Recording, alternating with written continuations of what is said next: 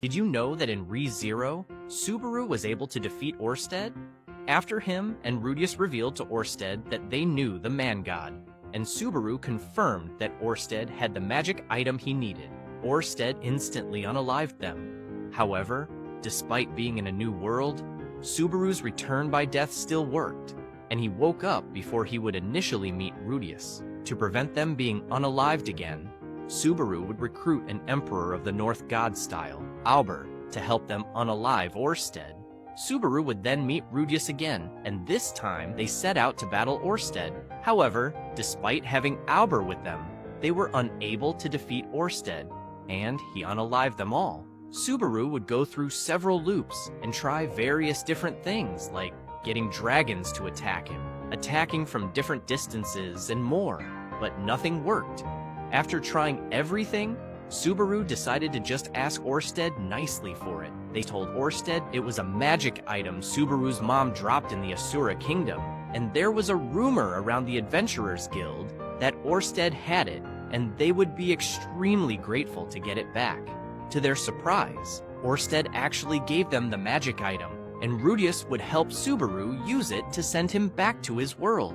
Who does Bond respect the most in the 7 Deadly Sins? There are several people that have been friends or allies of Bond throughout the story, but despite that, the person he respects the most isn't who you'd expect. The most obvious candidate would be Meliodas, as they've been great friends for years, and Bond even got severely depressed when there were rumors that he passed away. They're such good friends that Bond even spent centuries in purgatory searching for his emotions. However, there is someone he respects even more than Meliodas. Another person Bond respects a lot is Elaine, as she is his lover. His love for her is so strong that he did everything he could to bring her back to life, and even gave up his immortality for her. But even Elaine isn't the person he respects the most. The person he respects the most is actually someone he met a lot more recently than his other allies. When they first met, the person was actually annoyed with Bond, and they have been disgusted with some of his actions.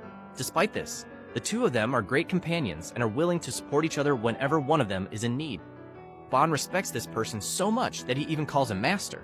The person Bond respects the most isn't even from any of the 5 main races, but is actually a creature from Purgatory. That person is Hawk. Did you know that in Alia sometimes hides her feelings in Russian? The anime cut an entire conversation between Yuki, Alia, and Kuze when they sat together in the cafeteria. In the light novels, right after Alia found out that Yuki and Kuze were childhood best friends and saw how close the two of them were, she started pouting. Shortly after, her curiosity would get the better of her, and she would ask Kuze if he said anything to Yuki about her. Kuze replied by telling her that he hasn't said much about her to Yuki, besides the fact that she always gets mad at him. Hearing this, Alia complained that Kuze was making her sound like she's always angry, when in reality, it's always his fault that she gets mad. Listening to their conversation, Yuki giggled, and she told Kuze not to be embarrassed. Yuki would then reveal to Alia that Kuze actually speaks very highly of her, and that he says that she is a very hard worker, and that he has a lot of respect for her. Alia would say something in Russian after hearing this, and when Kuze looked over her way, he noticed that Alia was somewhat happy. Did you know that in Bunny Girl Senpai, Mai is the only character that has had to deal with puberty syndrome twice? The first time she experienced it was when she was disappearing from society, because she wished to be forgotten by the world after her mother forced her to do a photo shoot while wearing a swimsuit during middle school. However, that would be fixed once she met Sakuta, and he helped convince her to get back into show business, and would later publicly confess his love for her, forcing everyone around him to acknowledge her existence, solving her puberty syndrome. The second time was when she switched bodies with her sister Nodoka. It was mainly Nodoka's puberty syndrome, as she had an inferiority complex towards Mai, because she was better than her at everything. However, it was hinted at by Futaba that Mai might have been slightly jealous of Nodoka in return, due to her not having to live under all the pressure of being Mai Sakurajima, resulting in them switching into each other's bodies. This would be solved after Mai told Nodoka that she doesn't have to be exactly like her, but instead, she just has to be the best version of herself. After Nodoka came to that realization, their bodies would suddenly switch back, solving both of their puberty syndromes. This sets Mai apart, as all the other characters in the series have only experienced it once thus far, leaving Mai as the only one who has experienced it twice. What are each sin's special abilities in the 7 deadly sins? Each one of them all have their own signature ability, with one of them having one that can make them one of the strongest beings in the verse. For Meliodas, he actually has 2 abilities. The first one is full counter, and it allows Meliodas to shoot back any magic abilities that are thrown at him, but with double the power. His second ability is Hellblaze, which is a black flame that makes use of purgatory fire to create a fire that is inextinguishable and can nullify any healing effects, including that of an immortal. Next is Merlin, whose ability is Infinity. The power allows her to keep all of her spells active until she chooses to dispel them, and she can also channel its power into a spell directly, making it much more powerful than it originally would be. King has the ability of Disaster, which is a power shared by all of the Fairy Kings, and allows them to have complete control over life and death. Draw out the qualities of the Spirit Spear, and grant them the authority to rule over the Fairy King's forest. Diane can use Creation, which is a power exclusive to the Giant Clan, and can freely manipulate the earth and other minerals. Bond's ability is Snatch, and it makes him able to steal the objects or abilities of others. He is also able to rob someone's strength and make it his own. Gilther can use the ability Invasion, which was also used by his creator. It allows him to manipulate people's minds and memories, and he can even trap someone in an illusion of their fondest memory. Some believe it to be the strongest ability out of the sins, but there's one stronger, and that is Escanor with Sunshine.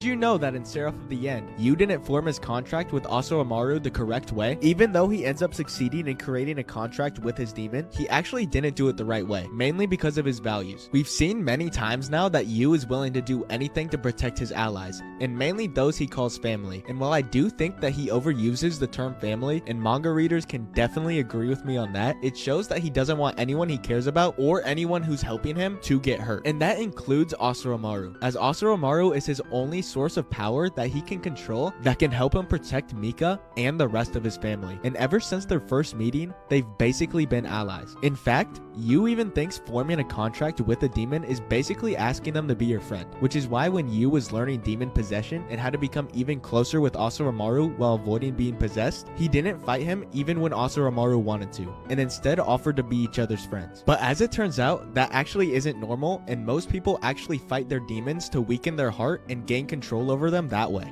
Did you know that in More Than a Married Couple, but Not Lovers, Jiro finally made his choice between Akari and Shiori? During the sports festival, Jiro is crushed with doubt and convinced that everyone sees him as pathetic. Akari runs to him and begs him to believe in her, telling him that if something bad happens, he can always come home to her. She tells him she wants to be enough for him and to trust her more than people who do not know him. Her words shake Jiro as he realizes he has been running away from everything. When the final relay begins, he decides to step in for an injured teammate as the red team anchor. At first, the crowd mocks him, but he pushes forward, refusing to run away any longer, and he ends up winning the race. Afterward, Akari tells him they need one last photo before graduation. Jiro lifts his camera and stares at her through the viewfinder. In that frozen second, her beauty overwhelms him, and he realizes he cannot look away. Staring at her through the lens, he finally realizes his own feelings, that he loves Akari.